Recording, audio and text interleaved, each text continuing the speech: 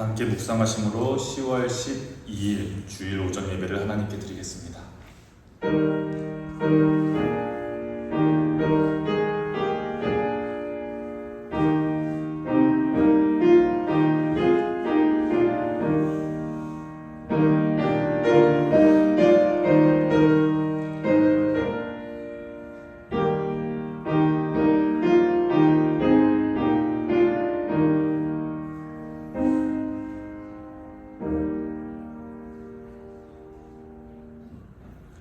자비로우신 하나님 아버지, 가을의 공기가 깊어지고 들판의 곡식이 익어가는 계절에 우리의 삶에도 주님의 은혜가 무르익게 하심을 감사드립니다.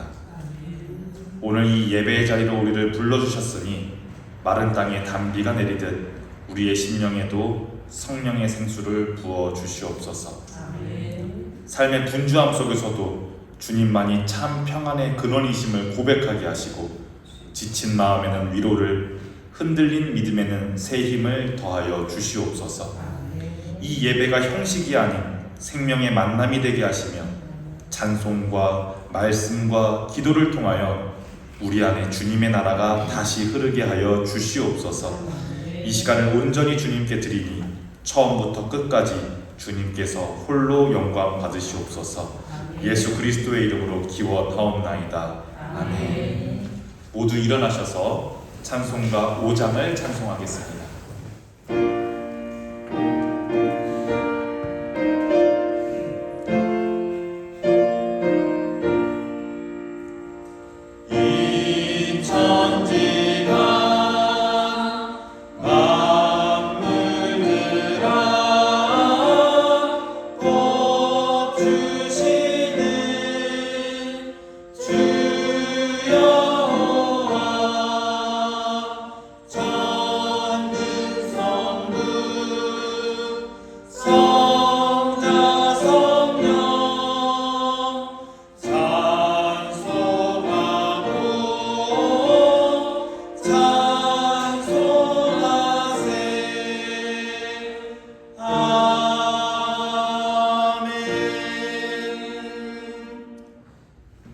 찬송가 뒤편에 있는 성시를 교독합니다. 성시교독 81번 에베소서 4장입니다. 찬송가 뒤편에 있는 성시교독 81번 에베소서 4장입니다. 그러므로 주 안에서 갇힌 내가 너희를 권하노니 너희가 부르심을 받으리에 합당하게 하여 모든 겸손과 온유로 하고 오래 참음으로 사랑 가운데서 서로 용납하고 평안에 매는 줄로 성령이 하나 되게 하신 것을 힘써 주시리라. 몸이 하나요 성령도 한 분이시니 이와 같이 너희가 부르심의 한 소망 안에서 부르심을 받았느니라. 주도 한 분이시요 믿음도 하나요 세례도 하나요 하나님도 한 분이시니 온 만유의 아버지시라. 다 함께 만유 위에 계시고 만유를 통일하시고 만유 가운데 계시도다. 아멘. 사도신경 하심으로 우리의 신앙을 고백합니다. 나는 전능하신 아버지 하나님 천지의 창조주를 믿습니다. 나는 그의 유일하신 아들 우리 주 예수 그리스도를 믿습니다. 그는 성령으로 잉태되어 동정녀 마리아에게서 나시고 본디오 빌라도에게 고난을 받아 십자가에 못 박혀 죽으시고 장사된 지 사흘 만에 죽은 자 가운데서 다시 살아나셨으며 하늘에 오르시어 전능하신 아버지 하나님 우편에 앉아 계시다가 거기로부터 살아있는 자와 죽은 자를 심판하러 오십니다. 나는 성령을 믿으며 거룩한 공교회와 성도의 교제와 죄를 용서받는 것과 몸의 부활과 영생을 믿습니다. 아멘. 자리에 앉으시기 바랍니다. 찬송가 218장을 함께 찬송하시고 이어서 제가 예배를 위해 대표기도 하겠습니다.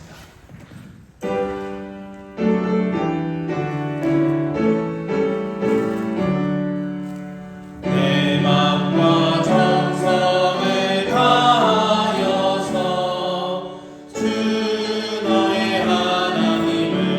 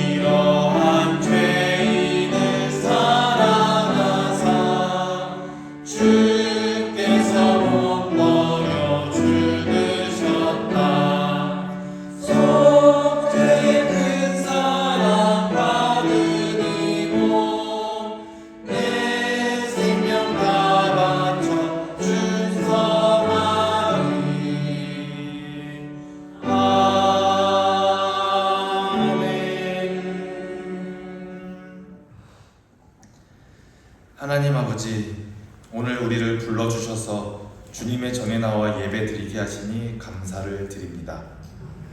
긴 연휴를 마치고 일상으로 돌아온 모든 성도들의 가정과 일터와 모임 위에 주님의 은혜가 임하게 하시고 서로를 세우고 덕을 나누고 은혜를 끼치는 공동체가 되게 하여 주시옵소서.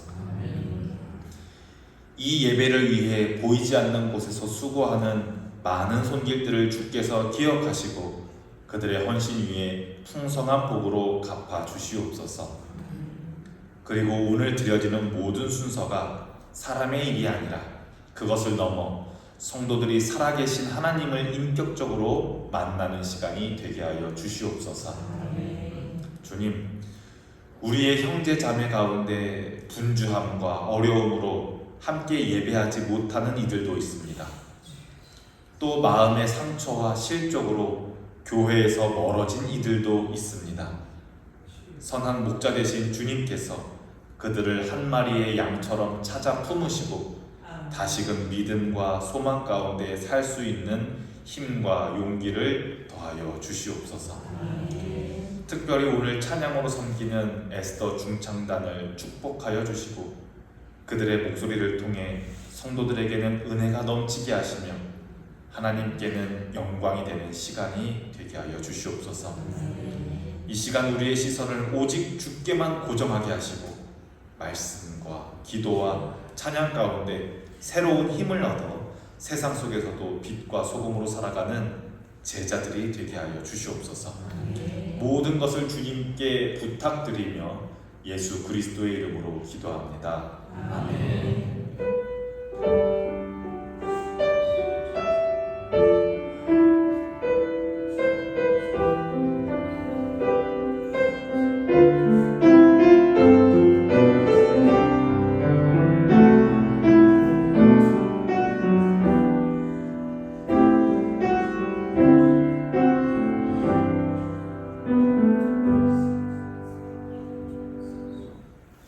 찬송가 50장 1절을 부르심으로 함께 봉헌 찬양하겠습니다.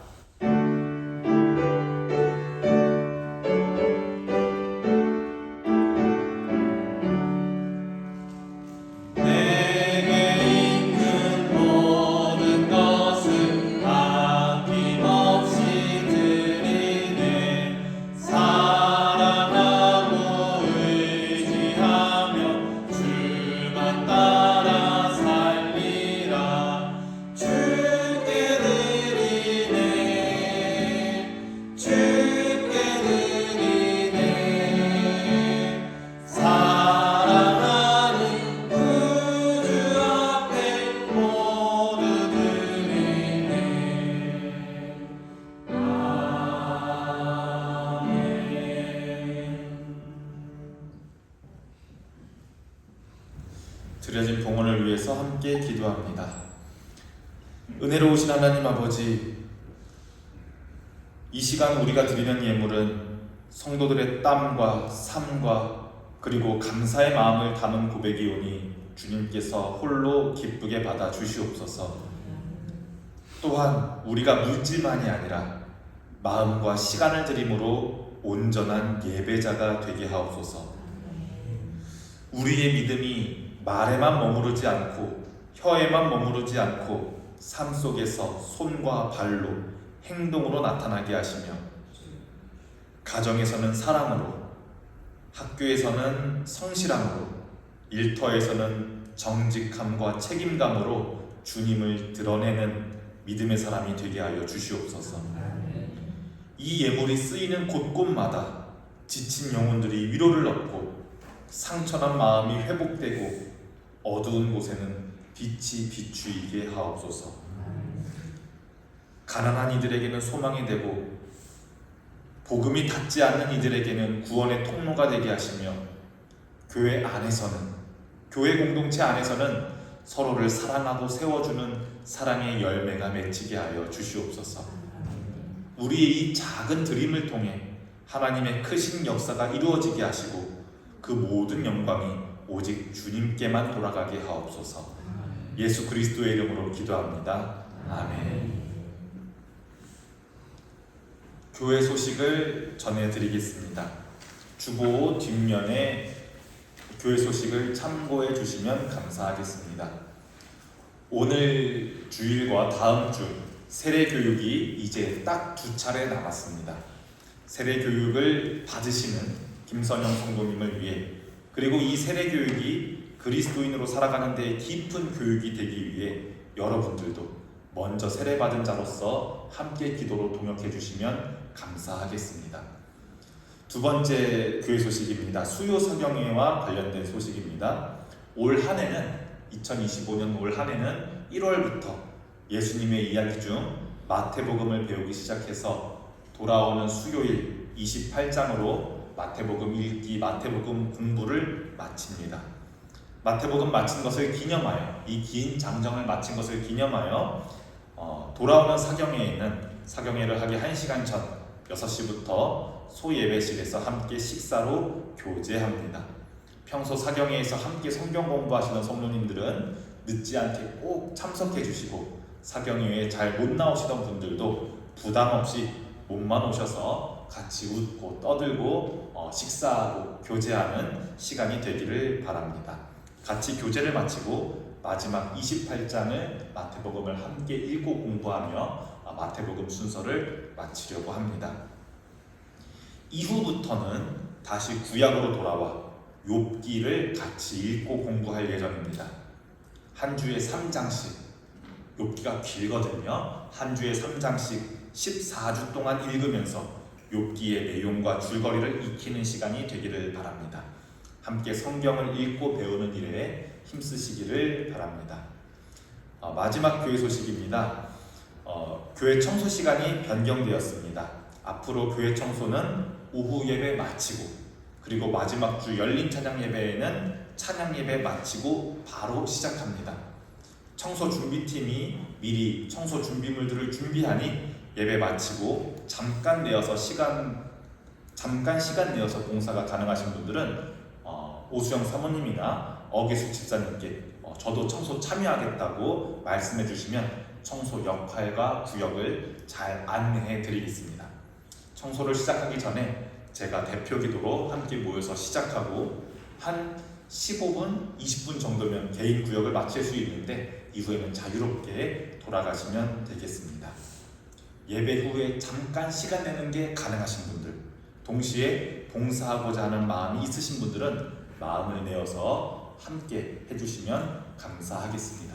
이상으로 교회 소식을 마칩니다. 오늘 하나님께서 우리에게 주시는 말씀은 신약 성경에 있는 사도행전 6장 1절부터 17절까지의 말씀입니다. 사도행전 6장 1절부터 17절까지의 말씀, 신약 성경 195쪽에 있습니다.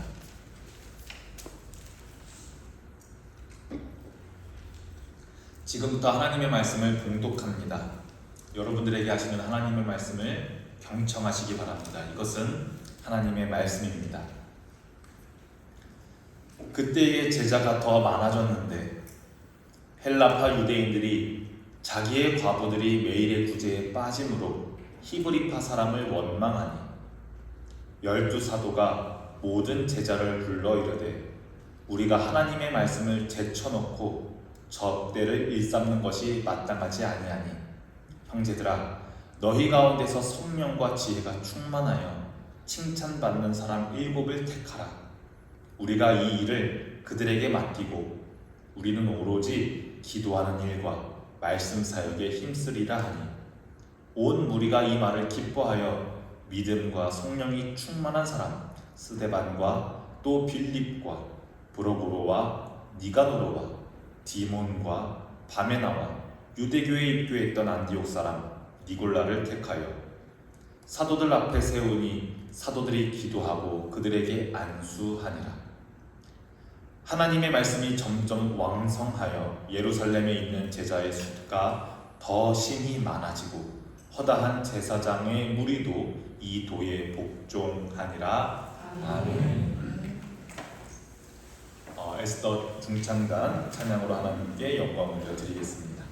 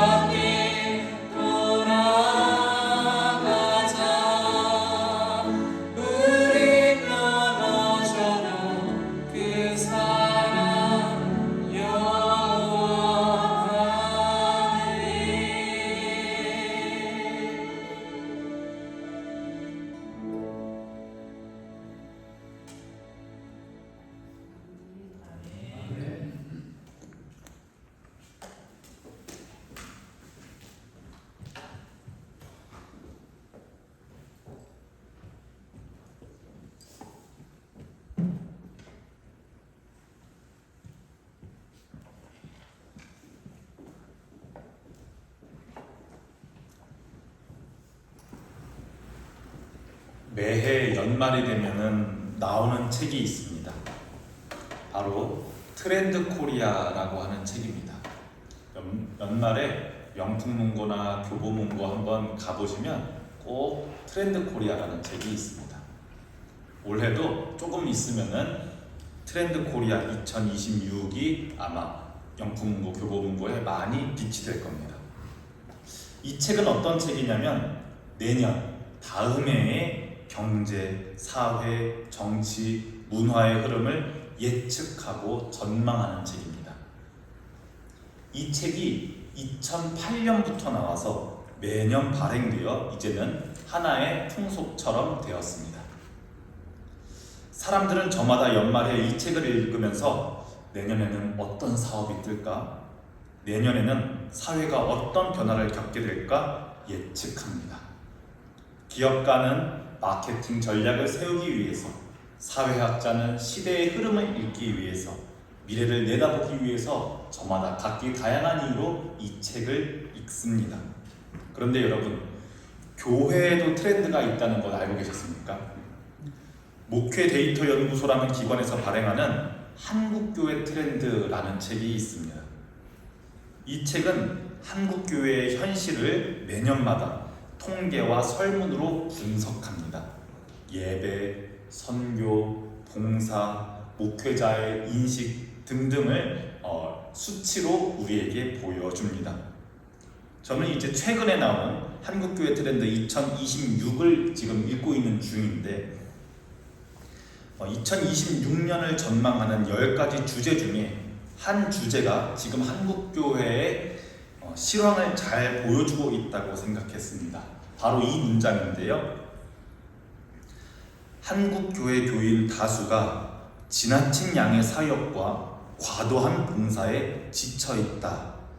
주일마저 안식일로 쉼을 얻는 시간이 아닌 또 하나의 근무 시간처럼 느껴진다 라고 책은 말합니다.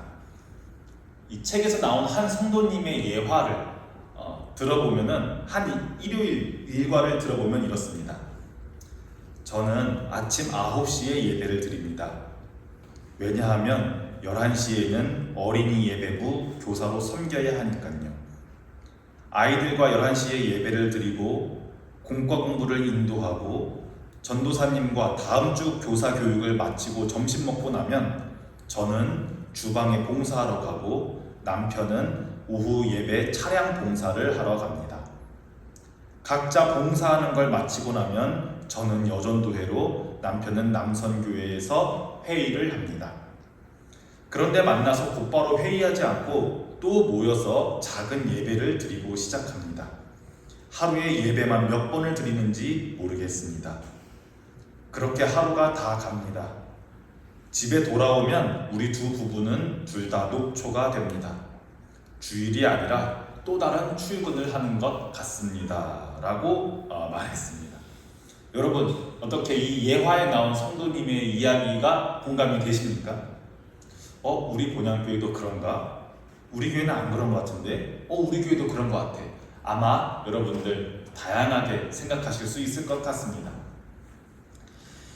예화에 나온 성도님의 이야기를 다시 들어보면 원래 그 성도님은 시작은 하나님을 섬긴다라고 하는 마음으로 조그만 봉사부터 시작했는데 교회가 사역을 중구난방으로 늘리고 확장시키다 보니까 어느 순간 성도님의 입에서는 참 보람되다, 참 기쁘다 라는 말보다는 지친다, 힘들다 라는 말이 먼저 나오게 되었다고 합니다. 그래서 한국교회 트렌드 2026이라는 책은 이 현상을 이렇게 진단합니다. 이제 한국교회가 우후죽순 늘어난 사역들, 벌려놓은 일들을 우선순위대로 불필요한 것들은 가지치듯이 쳐내고 정말 우리 교회에 필요한 사역이 무엇인가? 정말 우리 교회에 필요한 일들이 무엇인가? 한마디로 성도들이 진심으로 기뻐하며 섬길 수 있는 핵심 사역에 집중하여서 그 개교회만의 정체성, 그 개교회의 본질에 충실한 사역에 집중해야 하는 때다라고 진단합니다. 그래서 그 키워드를 이 책은 심플 처치라고 부릅니다. 그래서 저는 이 심플 처치라고 하는 단어가 저한테는 좋은 통찰을 주었고 저에게 또 큰 울림을 주었습니다. 그러면 우리 본향교회는 지금 무엇에 집중하는 중일까? 아니면 무엇에 집중해야만 할까? 본향교회 성도들은 각자 섬김의 모양이 크기도 모양도 다를 텐데 기쁨으로 섬기고 있을까? 아니면 예화에 나온 성도님처럼 의무감으로 어쩔 수 없이 버티고 있는 것일까? 다양한 질문들이 여러분들 속에서도 생기실 텐데요.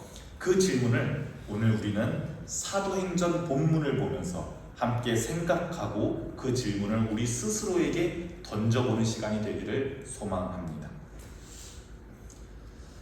봉사라는 단어는 한국 교회 안에서 꽤나 익숙한 단어입니다. 그런데 이 단어를 곰곰이 생각해보면 그 의미가 단순하지만은 않습니다. 처음에는 봉사를 어떻게 시작합니까? 처음에는 그 봉사를 어떻게 시작합니까? 은혜로, 소위 감사함으로 그 교회 일을 시작하게 됩니다. 왜냐하면 하나님께 내가 받은 은혜가 너무 크고 감사해서 내가 어떻게든 작은 행동으로 보답하고 싶다라는 마음으로 주방일을 시작하고 찬양대를 시작하고 악기를 연주하고 교사를 시작하고 청소를 하고 차량을 운전하고 이렇게 시작합니다. 그런데 어느 순간부터 그 봉사가 의무가 되고 내가 빠지면 안 된다는 부담이 되고 심지어는 이제 이 일은 김 집사님 일이에요. 이제 이거는 이 권사님 일이에요. 이렇게 되어 버립니다. 그때부터 봉사는 더 이상 은혜가 아니라 일, 워크로 바뀌어 버립니다. 그런데 성도님들이 이 일만 하나요? 성도들은 집으로 돌아가면 이제 또 월요일부터 금요일까지 일해야 하잖아요. 또 몇몇 분들은 토요일에도 쉬지 못하고 일하시는 분들도 계십니다. 그러니 점점 쉼이 없이 지쳐갑니다. 소진되어 갑니다. 고갈되어 갑니다. 그래서 몇몇 분들은 봉사를 권유하는 전도사님, 목사님이 미워진대요. 아, 목사님, 제가 이번 거는 너무 힘들어서요. 이번에는 너무 시간 내기가 어려워서요. 이렇게 어려운 말을 입으로 떼면 목사님은, 전도사님은 순진무구하고 천진난만한 얼굴로 에이, 집사님, 그래도 집사님이 없으면 안 되죠. 권사님이 섬겨주셔야죠. 이렇게 말씀하면 속으로는 목사님은 월요일에 출근도 안 하면서 나는 일하는 사람이라고 이렇게 속으로 목사님을 미워하는 마음이 생겨서, 전도사님을 미워하는 마음이 생겨서 힘들다고 하시는 분들의 이야기를 들은 적이 있습니다. 자, 그러면 여러분, 이렇게 교회 내의 여러 사역과 봉사가 성도에게 유익이 아니라, 성도에게 기쁨이 아니라 일로 다가올 때, 문제로 다가올 때, 실족함으로 다가올 때 우리는 이거를 참 어떻게 하면 좋을까요? 조금 화끈하신 분들은, 급진적이신 분들은 이렇게 말할 수도 있겠습니다. 목사님, 그러면 교회의 본질적인 거, 예배만 빼고 다른 거 다 치워버리고 아무것도 안 하면 되지 않을까요? 심플 처치래네요. 예배만 드리고 우리 아무것도 하지 말아요. 근데 그게 그렇게 단순하지가 않습니다. 교회에는 본질적인 표지 5가지가 있습니다. 표지라 하면, 이 5가지 표지라 하면 교회가 교회답게 존재하기 위한 뭐랄까요, 최소한의 조건이라고도 할 수 있겠습니다. 그래서 누군가가 여러분들에게 당신 교회 다니죠? 교회는 뭐 하는 데입니까? 라고 물으신다면 이렇게 5가지 하는 곳이라고 말할 수가 있겠습니다. 아마 이 단어가 익숙하신 분들도 있고 생소하신 분들도 있을 텐데요. 이 5가지는 우리가 교회에 속한 사람으로서, 교회를 구성하는 공동체의 일원으로서 이 5가지는 알고 계시는 게 좋을 것 같아서 소개해 드립니다. 첫 번째로는 캐리그마입니다. 캐리그마, 복음을 선포하는 것입니다. 우리에게 복음이 무엇입니까? 예수님이 그리스도다. 예수님이 그리스도라는 것을 기억하고 예수님이 그리스도라는 것을 기념하고 예수님이 그리스도라는 것을 전하는 것. 교회의 가장 중요한 표지 중 하나인 캐리그마입니다. 두 번째로는 디다케입니다. 배움과 가르침입니다. 성경을 가르치는 것, 교리를 가르치는 것, 성경을 읽고 성경의 배경을 가르치고 세례를 주기 위해 교육하는 것, 어린이들을 신앙으로 교육시키는 것 등등 가르침이 두 번째 교회의 중요한 표지 중 하나입니다. 세 번째는 리투르기아라고 합니다. 예배와 성례, 즉 예전을 지키는 것입니다. 예전은 여러 가지가 있습니다. 예배, 성만찬, 떡과 잔을 나누는 성만찬, 그리고 세례식 등 주님께서 제정하셨다고 믿는 거룩한 의식을 진행하고 지키는 것이 세 번째 교회의 표지입니다. 네 번째도 교회의 표지인지는 아마 모르셨을 겁니다. 교제하고 나누는 것. 우리가 사도신경 할 때 성도의 교제와 이렇게 말하지요. 슬픈 일을 서로 위로하는 것, 즐거운 일을 함께 나누는 것, 떡을 떼고 잔을 나누며 음식을 나누는 것, 서로 일주일마다 만나서 안부를 묻고 인사하는 것, 챙기는 것들이 또한 교회가 해야 할 네 번째 표지입니다. 그리고 가장 마지막 표지가 무엇이냐 하면 바로 디아코니아, 봉사와 섬김입니다. 이 마지막 디아코니아라고 하는 단어는 단순히 조금 여유 있는 사람이 조금 여유 없는 사람을 도와주는 것 이상입니다. 하나님께서 우리에게 하신 일을 우리가 서로에게 흘려보내는 일입니다. 내가 받은 은혜가 너무 많아서 잔에 넘쳐서 그 넘치는 것을 나눠주는 일입니다. 그래서 세 번째 리투르기아, 예배가 하나님을 향한 사랑이라면 다섯 번째 디아코니아는 이웃을 향한 사랑이라고 우리가 말할 수 있겠습니다. 그래서 이 둘은 서로 떨어질 수가 없습니다. 리투르기아와 디아코니아 이 둘은 서로 붙어 있어야 합니다. 그러므로 교회 안에서도 목사님 우리 예배만 드리고 봉사는 하지 말죠, 이렇게 쉽게 말할 수가 없습니다. 교회 안에서 이 봉사란, 디아코니아란 없어질 수가 없습니다. 왜냐하면 중요한 교회의 다섯 가지 표지 중 하나이기 때문입니다. 잠깐 우리가 읽은 오늘 사도행전 본문을 다시 볼까요? 오늘 우리가 읽은 사도행전 본문은 교회의 초창기, 초대교회의 모습입니다. 예루살렘 교회가 처음으로 조직적인 구조를 세워가는 시기를 우리는 지금 사도행전을 통해 보고 있습니다. 성령 강림절 이후 놀라운 부흥이 일어났습니다. 하루에도 3,000명, 5,000명씩 회심하고 나도 예수 믿을래요, 나도 당신들처럼 제자로 살아갈래요 하는 사람들이 조금씩 늘어나고 있었습니다. 그런데 숫자가 늘어나면서 문제가 발생했습니다. 교회가 하는 중요한 사역 중 하나인 구제 사역, 과부들, 고아들, 장애가 있는 분들을 섬기는 사역을 하는데 사도들이 다 히브리인들이거든요. 그렇다 보니까 어떤 사람은 많이 받고 어떤 사람은 적게 받습니다. 그래서 헬라파 유대인 과부들이 우리는 돌봄을 적게 받는다라고 항의합니다. 교회 안에 불평과 갈등이 생긴 겁니다. 그래서 사도들은 고민합니다. 아니 우리들은 말씀 전해야 하는데 우리가 말씀 전하는 것, 행정, 구제 일까지 다 감당하니 우리가 이런 문제가 생기는구나. 그래서 지혜롭게 제안을 합니다. 성령과 지혜가 충만하여 칭찬받는 사람을 우리 히브리인만 세우는 게 아니라 다양한 계층, 다양한 민족의 사람들을 세워서 이 구제하는 일을, 봉사하는 일을, 섬기는 일을 그들에게 맡기자라고 말합니다.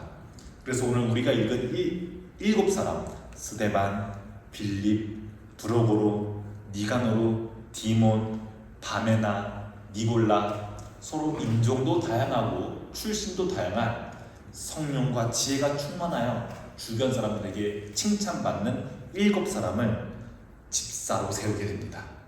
바로 이들이 초대교회의 첫 집사님들입니다. 그런데 우리가 여기서 조건을 중요하게 한번 봐야 할 것 같습니다.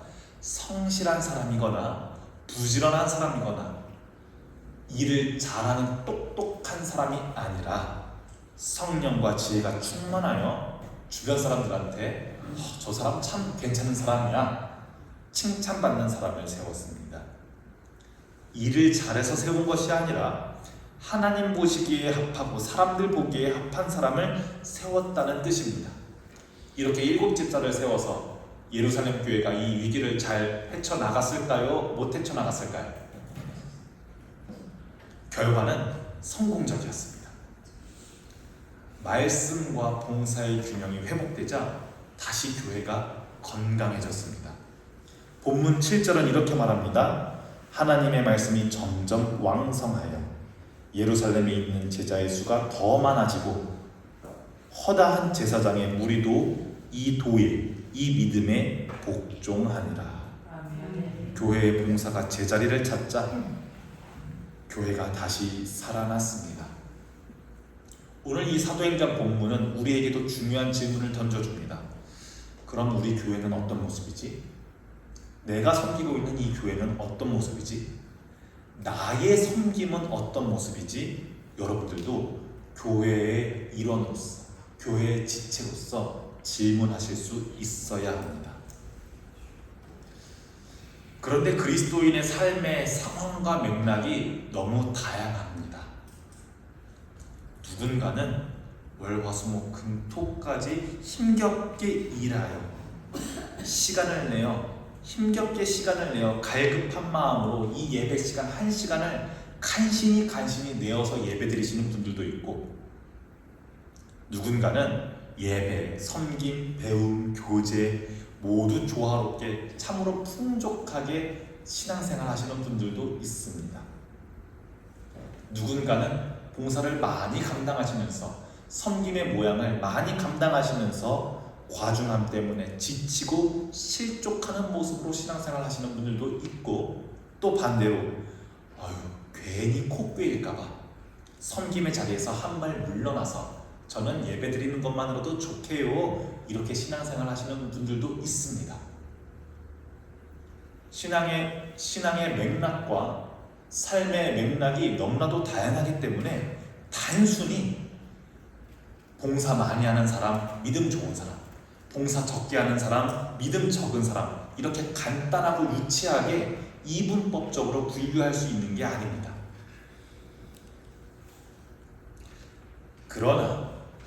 그러나 오늘 사도행전 말씀은 교회의 일원은 섬길 것으로 부름받고 있음을 우리에게 보여주고 있기는 합니다. 그러니 우리는 단순히 많이 하냐 적게 하냐 하냐 안 하냐의 경계를 넘어서 과중한 일로서가 아닌, 부담스러운 일로서가 아닌 은혜로서 섬기는 것이 무엇인지 진지하게 생각해 보아야만 합니다. 우리가 지금 드리는 이 예배 하나에도 수많은 보이지 않는 봉사의 손길들이 깃들어져 있습니다. 누군가는 이 예배를 위해 방송실을 점검하고 음향을 정비하고 조절하는 손길이 있습니다. 악기와 찬양으로 연습하는 손길이 있습니다. 깨끗한 예배 공간을 만들기 위해 청소하고 정리하는 손길이 있습니다. 간식을 준비하고 섬기는 손길이 있습니다. 꽃꽂이를 준비하는 손길이 있습니다. 또 말씀을 준비하기 위해 설교를 준비하는 저의 손길도 있습니다. 모든 것이 각기 다른 모양으로 모여서 한 예배를 이루고 있습니다. 그래서 봉사를 직접적으로 하지 않으시는 분들도 에이 부담스러워, 나는 그냥 안 받고 안 할 거야, 이렇게 편하게 생각할 수 있는 것이 아니라 내가 신앙생활 하기 위해 알게 모르게 뒤에서 수고하는 수많은 손길들이 있구나 하는 감사의 마음으로 예배를 드릴 수가 있어야 합니다. 아마 이 마음이 바로 예수님께서 산상수훈에서 말씀하신 심령이 가난한 자는 복이 있나니에 대한 마음일 겁니다. 심령이 가난하다는 것은 하나님께 대하여 갈급함이 있다는 겁니다. 하나님께 대하여 가난하다는 말입니다. 여러분 한번 생각해 보십시오. 지갑에 가장 돈이 없는 가난한 사람, 지갑에 한 푼 없는 가난한 사람이 역설적으로 그 마음 안에는 무엇으로 가득합니까? 돈 생각으로 가득합니다.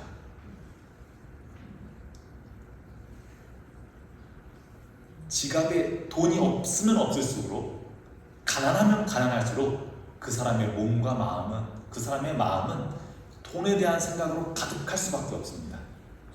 이런 것처럼 심령이 가난하다는 말은 역설적으로 그 마음속에 하나님께 대한 마음이 가득 차 있다는 말입니다.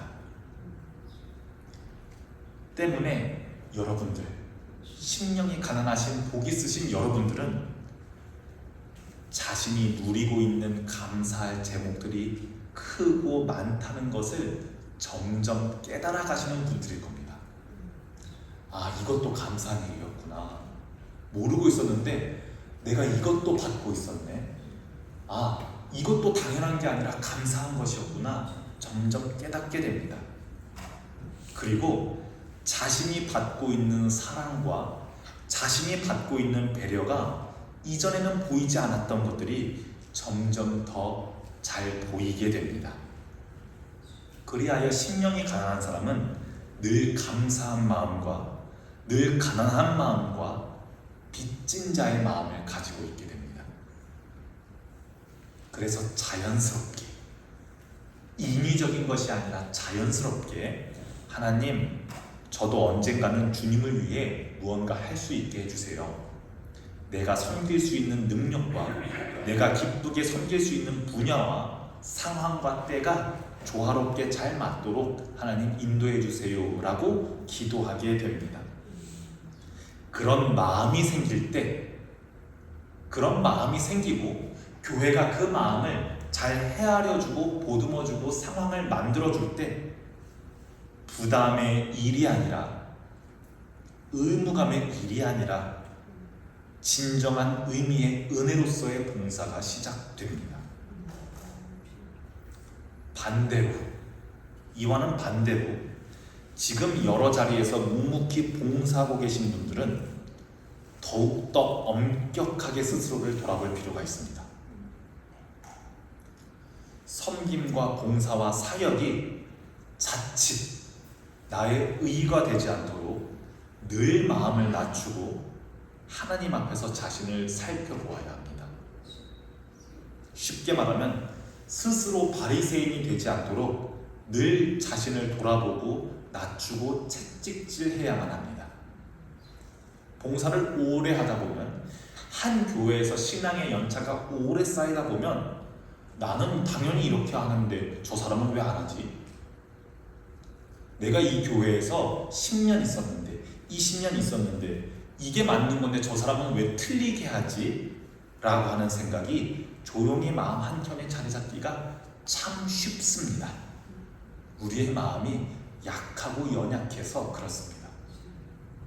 그 순간, 그 할애되는 시간과 그 할애되는 마음은 봉사에서, 은혜에서 일로 바뀌게 됩니다. 섬김은 사랑에서 자만과 경쟁으로 바뀌게 됩니다. 집사, 권사, 장로와 같은 섬김의 자리가 직급으로 바뀌게 됩니다. 오늘 우리가 성경을 보니까, 사도행전을 보니까 집사라고 하는 직분은 대리 다음 과장, 과장 다음 팀장, 이렇게 올라가는 계단이 아니었습니다. 일을 맡은 사람, 하나님이 신뢰하시는 일꾼이었습니다. 그러니 봉사와 사역에 깊이 참여하고 계신 분들은 비교하지 말고 우쭐하지 말고 먼저 제자들의 발을 씻긴 자가 누굽니까? 예수님처럼.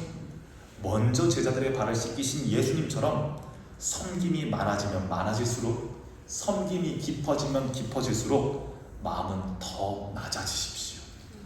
그것이 은혜로 섬기는 것의 본질입니다. 이제 말씀을 정리하고 마치려고 합니다. 오늘 사도행전을 보니 초대교회는 문제를 회피하지 않았습니다.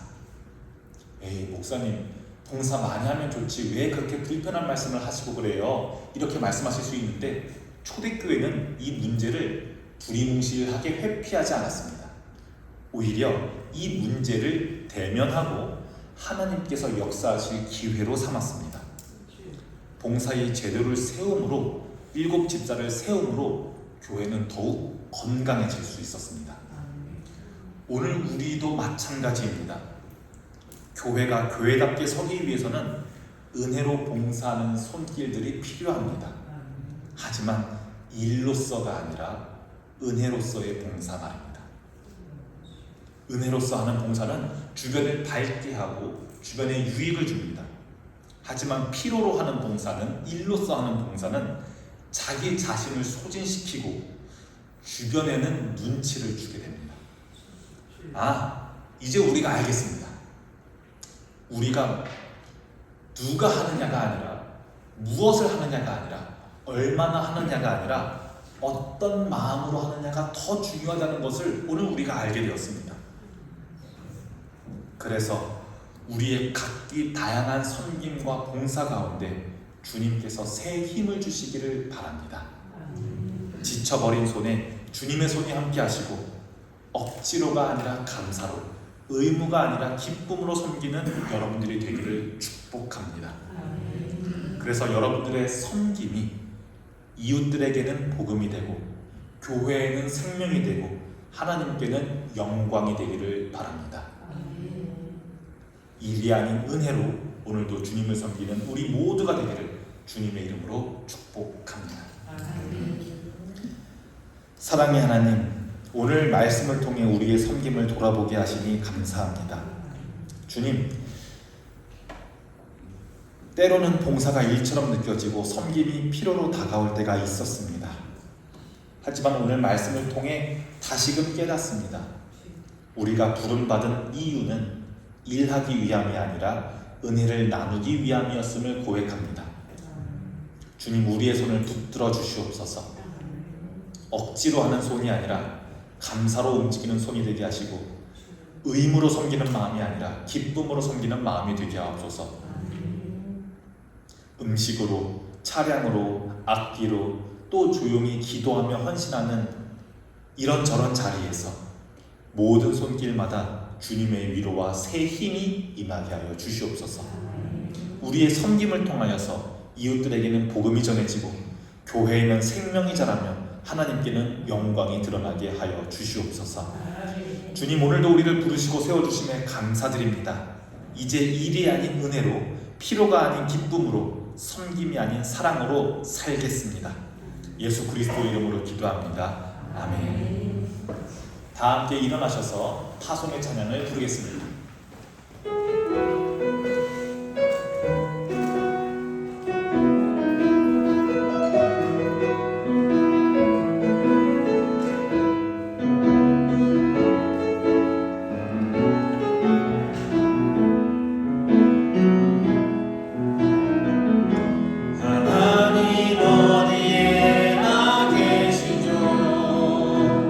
교회와 가정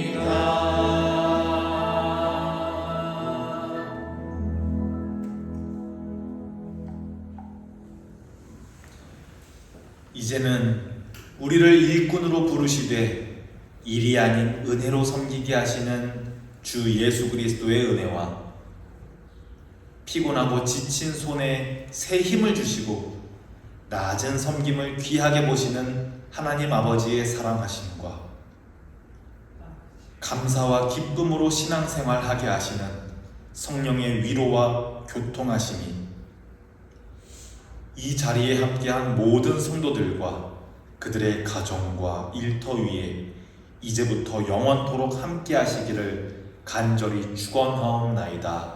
아멘.